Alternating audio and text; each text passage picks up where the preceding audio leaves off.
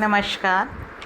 पिछले व्याख्यान में हमने साक्षात्कार का क्या अर्थ है, साक्षात्कार की प्रक्रिया क्या क्या होनी चाहिए, किस तरह से हमें साक्षात्कार आरंभ करना चाहिए और किस तरह से उसका अंकन और उसको समापन करना चाहिए, इन सारे बातों को हम समझ चुके हैं। आज हम साक्षात्कार की उपयोगिता को देखेंगे। जहाँ प्राकृतिक वैज्ञानिकों को अपने तथ्यों के लिए केवल अवलोकन पर निर्भर रहना पड़ता है, वहाँ सामाजिक वैज्ञानिक इस सुविधाजनक स्थिति में होते हैं कि वह अपने विषय से बातचीत करके उन्हें समझ सके। यही कारण है कि प्राकृतिक वैज्ञानिक घटनाओं की वास्तविकता को केवल अनुमानित करते हैं। सामाजिक वैज्ञानिक उनसे पूछकर उसकी पुष्टि भी कर सकते हैं। इसमें साक्षात्कार महत्वपूर्ण भूमिका निभाता है। तथ्य संकलन की प्रविधि के रूप में इसकी उपयोगिता को हम निम्न रूप में स्पष्ट कर सकते हैं। सबसे पहली बात, सभी बौद्धिक स्तर के लोगों के अनुरूप होना। साक्षात्कार की प्रमुख विशेषता इसका लचीलापन है, जिसके कारण यह समाज के सभी बौद्धिक स्तरों के व्यक्तियों के अनुरूप हो सकता है। इसमें उत्तरदाताओं की सांस्कृतिक पृष्ठभूमि व उनकी मानसिक क्षमताओं के अनुसार भाषा का प्रयोग करके सूचनाएं एकत्र की जा सकती हैं। इससे उन अशिक्षित या कम शिक्षित व्यक्तियों से भी सूचनाएं प्राप्त की जा सकती हैं जो प्रश्नावली नहीं पढ़ सकते। दूसरी चीज़, उत्तरदाताओं का सहयोग आसानी से प्राप्त होता। प्राय यह अनुभव किया गया है कि उत्तरदाता अध्ययन में तभी रुचि लेते हैं व सहयोग देते हैं जब उन्हें वार्तालाप का मौका मिलता है। ऐसे व्यक्तियों से सूचनाएं एकत्र करने में साक्षात्कार अधिक उपयोगी रहता है। शेल्टिज, जोहदा व अन्य लेखकों ने इसी संदर्भ में एक और तथ्य की ओर ध्यान दिलाया है। उनका कहना है कि व्यक्ति प्राय जितनी देर तक व जितने विस्तार से बातचीत कर सकते हैं, उतनी देर तक या विस्तार से लिख नहीं सकते, या लिखते हुए ये धैर्यपूर्वक अपनी रुचि अंत तक बनाए भी नहीं रख पाते हैं। ऐसी स्थिति में प्रश्नावली की अपेक्षा साक्षात्कार से ही उनके धैर्य व रुचि को बनाए रखते हुए उनके विचारों को विस्तार से जाना जा सकता है। तीसरा, सभी प्रकार की सूचनाओं की प्राप्ति संभव। साक्षात्कार द्वारा सभी प्रकार की सूचनाओं का संकलन किया जा सकता है। सूचनाएं चाहे विचारों से संबंधित हों या व्यवहारों से, अतीत से संबंधित हों, वर्तमान से या भविष्य से, अथवा किसी भी प्रकार के उत्तरदाताओं जैसे शिक्षित, अशिक्षित, साधारण, विशिष्ट, सामान्य, अपराधी, बेरोजगार, नौकरी पेशा आदि से। साक्षात्कार के दौरान वार्तालाप से हम कोई भी सूचनाएं प्राप्त कर सकते हैं। अमूर्त व भावात्मक स्थितियों का अध्ययन। व्यक्ति के अधिकांश क्रियाकलाप व व्यवहार भावनाओं का परिणाम होते हैं। इन भावात्मक स्थितियों को समझे बिना घटना या व्यवहार को सही रूप में और गहराई के साथ नहीं समझा जा सकता, क्योंकि ये भावनाएं, मूल प्रवृत्तियां आदि अमूर्त होती हैं, अतः इनका अवलोकन संभव नहीं है। साथ ही इनकी सर्वोत्तम अभिव्यक्ति वार्तालाप में ही हो पाती है। हम जानते हैं कि जब किसी भावात्मक पक्ष की बात की जाती है तो हम आमने सामने की स्थिति में जब बातचीत करते हैं तो उनके साथ एक रैपोर्ट स्थापित हो जाता है और धीरे धीरे बातचीत के द्वारा उसे ये लगने लगता है कि जो श्रोता है वो मेरी बात को सही तरीके से सुन रहा है, मेरे इस व्यक्ति से मुझे कोई खतरा नहीं है।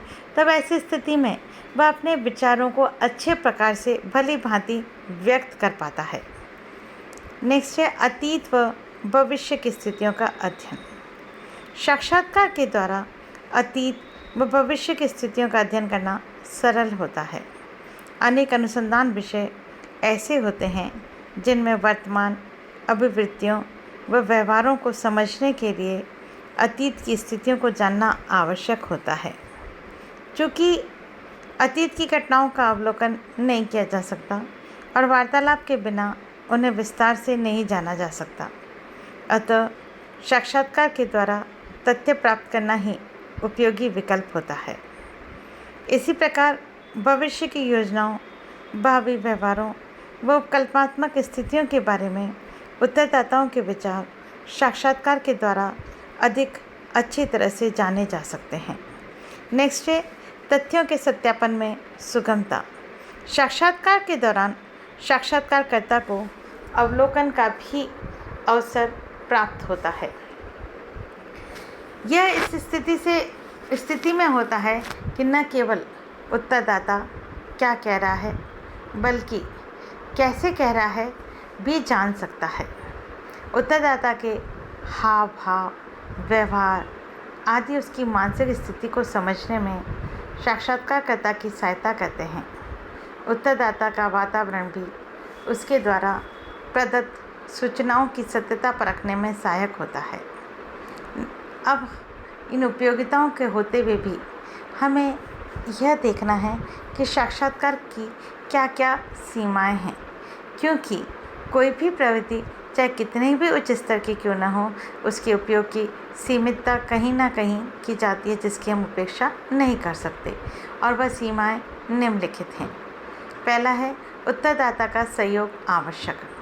साक्षात्कार द्वारा तथ्यों का संकलन तब तक नहीं किया जा सकता जब तक उत्तरदाता सहयोग नहीं करे। यदि उत्तरदाता उत्तर देने से इनकार कर दे, टालने वाले भाव में उत्तर दे या अपने वास्तविक विचारों व व्यवहारों को छिपाए, तब साक्षात्कारकर्ता के लिए वस्तु स्थिति जानना कठिन हो जाता है। नेक्स्ट है तथ्यों की सत्यता संदिग्ध।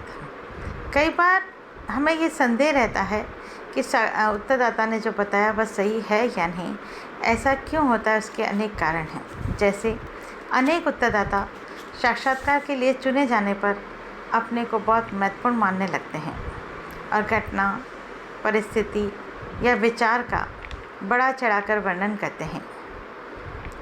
दूसरी बात, अनेक उत्तरदाता घटना के प्रति अपने दृष्टिकोण के अनुसार एक पक्ष, तथ्यों व अंशों को प्रस्तुत करते हैं और महत्वपूर्ण पर विरोधी तथ्य या अंशों को छोड़ देते हैं। इसी में हम आगे देखेंगे कि कई बार उत्तरदाता विस्तार से बचने के लिए या अन्य कारणों से अपने महत्वपूर्ण अनुभवों के महत्वपूर्ण अंश छोड़ते जाते हैं, जिससे बात अधूरी, असंबद्ध व स्पष्ट हो जाती है। ऐसे समय में साक्षात्कारकर्ता यदि अपने उद्देश्य पर दृढ़ न हो, तब सही तथ्य प्राप्त करना कठिन हो जाता है। इस संभावना से भी इनकार नहीं किया जा सकता कि उत्तरदाता की विषय के बारे में स्मृति या धारणा गलत हो, सही अंतर्दृष्टि नहीं हो या उसमें अपनी बात स्पष्ट करने की क्षमता नहीं हो। ये सभी स्थितियाँ तथ्यों को प्रभावित करती है। राल्फ वर्डी ने साक्षात्कार में मनोवैज्ञानिक तथ्यों का अध्ययन किया है। उनके अनुसार याद रखने की प्रक्रिया अत्यधिक निर्वाचन करने वाली होती है। व्यक्ति सही रूप में उन्हीं घटनाओं को याद रखता है जो तत्काल घटी हो, प्रभावशाली हो या बार बार घटती हो। दुखदायी, जटिल या भ्रमपूर्ण अनुभव या तो भुला दिए जाते हैं या उत्तरदाता उन्हें बताते नहीं हैं। इसमें साक्षात्कारकर्ता को सही तथ्य प्राप्त करने में कठिनाई होती है। फिर साक्षात्कार की कुछ और सीमाएं हैं जो कि दौरान साक्षात्कारकर्ता की भी अपनी कुछ सीमाएं हैं जो कि साक्षात्कार के दौरान उसके सामने आती है और वो तथ्यों को प्रभावित करती हैं। साक्षात्कारकर्ता की व्यवहार की ये सीमाएं साक्षात्कारकर्ता की त्रुटियां कहलाती हैं। इनमें से मुख्य त्रुटियां निम्न हैं।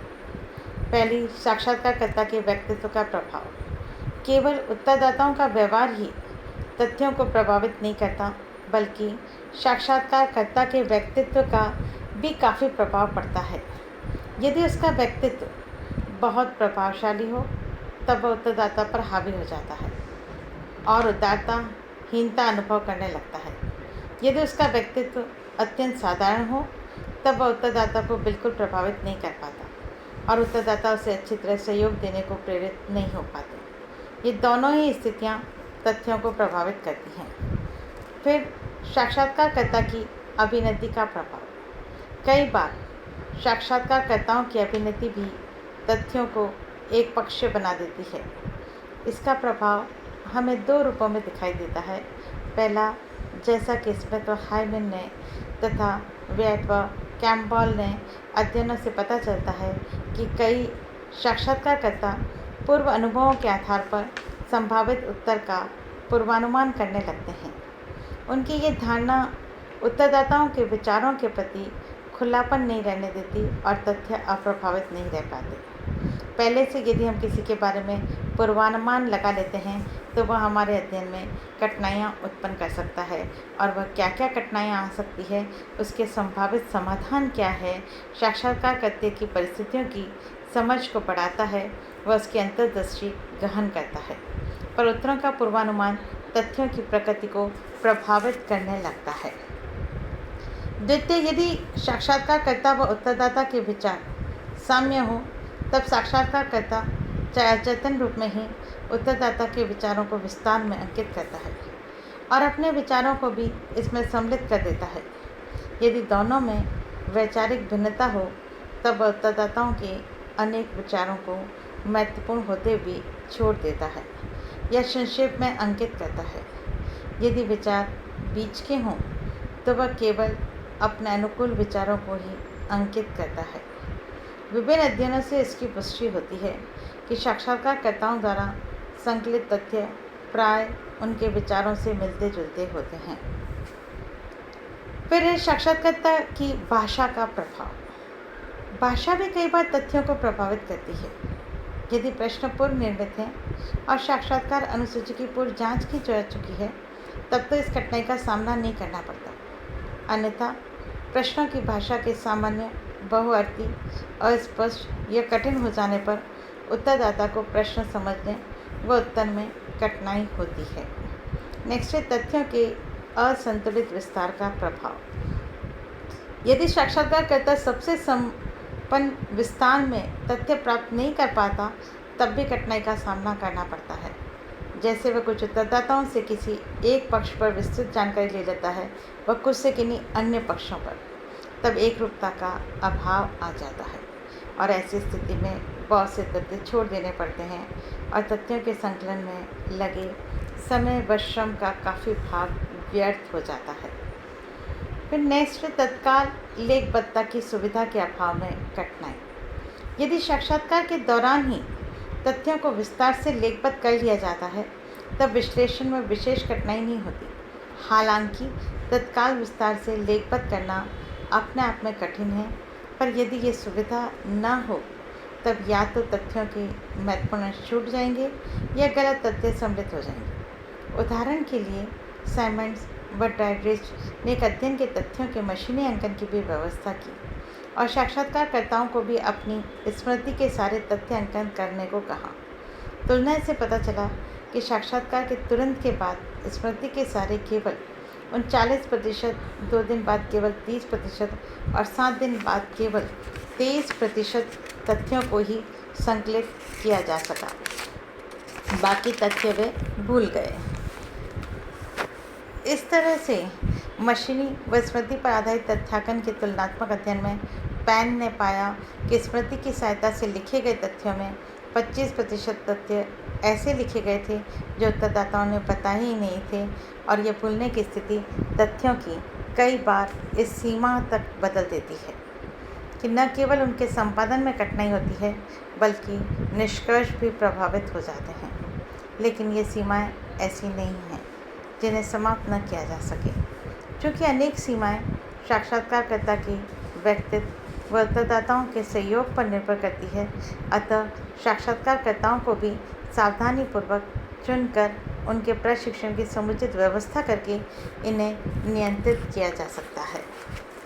इस तरह से साक्षात्कार की उपयोगिता और सीमा के साथ साथ हमने ये देखा कि साक्षात्कारकर्ता का कौन सा व्यक्तित्व है जो कि साक्षात्कार को प्रभावित कर सकता है और इस तरह से उसे अपना व्यवहार भी संतुलित रखते हुए साक्षात्कार को करना चाहिए।